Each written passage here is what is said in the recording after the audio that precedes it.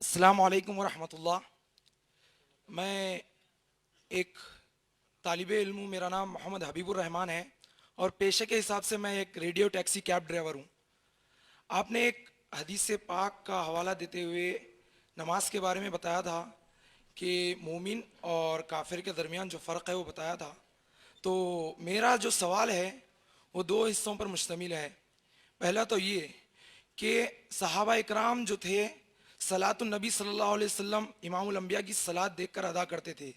تو آج ہماری امت کوئی صلاۃ الحنفی، کوئی صلاۃ الشافعی یا مالکی یا حنبلی پڑھتے ہیں. تو صحابہ جو تھے وہ صلاۃ النبی صلی اللہ علیہ وسلم ادا کرتے تھے. اور کیا صحابہ آپ صلی اللہ علیہ وسلم کے پردہ فرمانے کے بعد بھی رفعت کیا کرتے تھے یا نہیں؟ بھائی نے سوال کیا ہے، اگر اس کو بنیادی حصے میں لے لیا جائے تو نبی اکرم صلی اللہ علیہ وسلم کی نماز کا طریقہ کار کیا تھا. یہ مختصر سا سوال ہے بھائی کا. دیکھیے، آج ہمارے درمیان جو حنفی، شافعی، مالکی یا حنبلی کے جھگڑے ہیں، یہ جھگڑے نبی اکرم صلی اللہ علیہ وسلم کے زمانے میں کبھی بھی نہیں تھے. اس کی وجہ ابو حنیفہ، امام شافعی، امام مالک، امام حنبل، یہ چاروں بھی اس زمانے میں پیدا ہی نہیں ہوئے تھے. یہ صحابہ، نبی صلی اللہ علیہ وسلم کے صحابہ کے بعد کے دور کے لوگ ہیں. ابو حنیفہ کی پیدائش کی جگہ کوفہ ہے، عراق کی. وہ جس جگہ پیدا ہوئے وہ لگ بھگ کربلا کے واقعے کے بعد کا واقعہ ہے، یعنی کہ لگ بھگ 90 ہجری میں ان کی پیدائش ہے.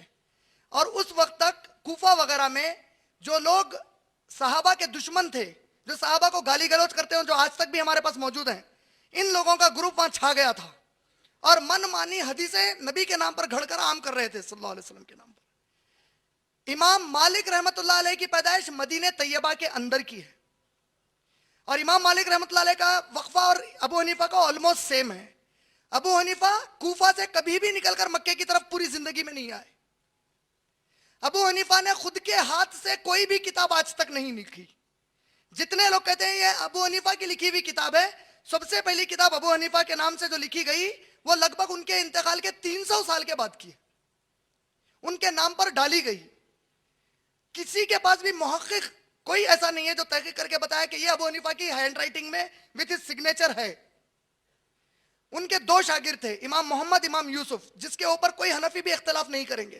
اس میں سے ایک شاگرد مانتے تھے کہ ابو حنیفہ نے رفع دین کیا، ایک مانتے تھے کہ نہیں کیا. یعنی ایک ہی کلاس میں بیٹھنے والے دو شاگرد، ایک کہہ رہے ہیں کرے، ایک کہہ رہے ہیں نہیں کرے. اب اس محفل سے کوئی لوگ یہاں سے نکل کر جا کر کہیں متضاد بیان دیں، کانٹراڈکٹری سٹیٹمنٹس دیں، پبلک باہر کی کنفیوز ہو جائے گی کہ عمران نے اصل کیا کہا. وہاں دو شاگرد الگ الگ بات، ایک کہہ رہے ہیں کیے، ایک نے کہا نہیں کیے.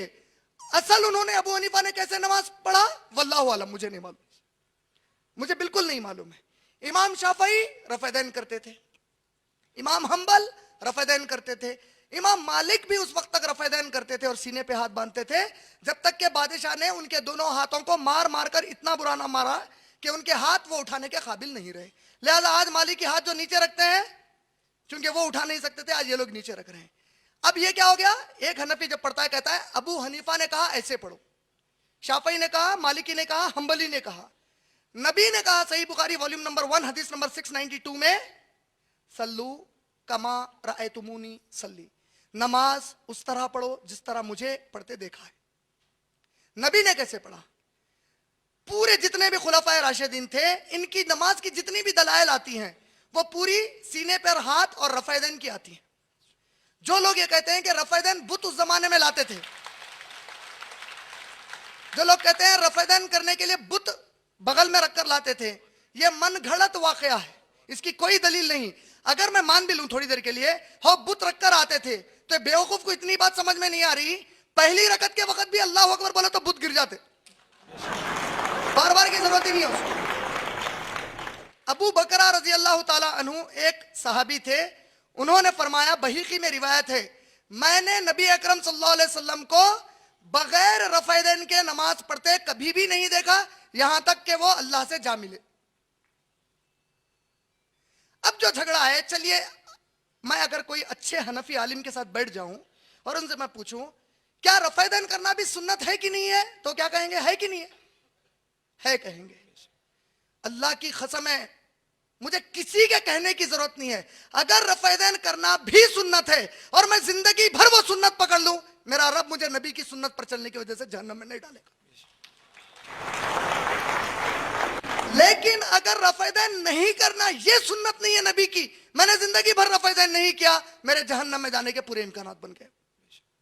اور ابو حنیفہ قیامت میں بری ہو کر کہیں گے اے اللہ ان سے خود پوچھئے, یہ لوگ میرے نام پر ڈال کر کہہ رہے تھے مسجدوں میں اپنے کہ ابو حنیفہ نے کہا ہے اگر کبھی میری کوئی بات ٹکرائے قرآن حدیث سے میری بات چھوڑ دو, نبی کی بات لے لو. اللہ کی قسم اسی لیے تو وہ امام ہے. اگر وہ یہ کہتے کہ نبی کی بات چھوڑ دو مجھے لے لو, کوئی بول سکتا نعوذ باللہ؟ اچھا میں ہمارے حنفی بھائیوں سے پوچھتا ہوں, بھائی جب رفع دین آپ مانتے ہیں کہ سنت ہے تو زندگی میں ایک آدھ بار تو رفع دین کی سنت ادا کر لو. سنت چھوڑ دیا زندگی بھر نبی کی. سبحان اللہ. اگر سنت ہے تو سنت پہ عمل کرنا چاہیے. کوئی قرآن یا حدیث کی دلیل سے بتاؤ جس نے نبی کی کسی, ارے صحابہ تو کیسے تھے. عبداللہ بن عمر رضی اللہ تعالیٰ عنہ ایک جگہ سے گزرتے ہوئے جا رہے ہیں, صحابی کو کہتے ہیں تھوڑا رک, ایک چٹان کے پاس جاتے ہیں, طہارت کے لیے جس طرح بیٹھتے ہیں اس طرح بیٹھ کر کھڑے ہوتے ہیں, آ جاتے ہیں.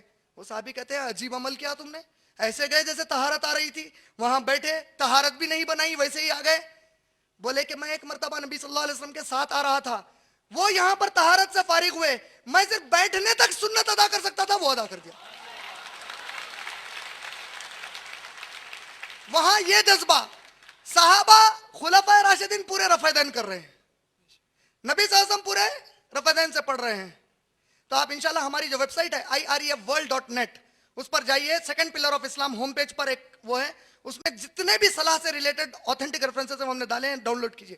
میرے جواب کا مطلب, میں حنفی شافعی حنبلی اہل حدیث کا جھگڑا نہیں چھیڑنا چاہتا, یہ میرا مقصد نہیں ہے. لیکن اگر قوم اس جھگڑے کی وجہ سے چاہتی ہے کہ نبی کی سنت ظاہر نہ ہو, میرا گلا جب تک نہیں دب جائے گا میں نبی کی سنت بولنا نہیں چھوڑوں گا.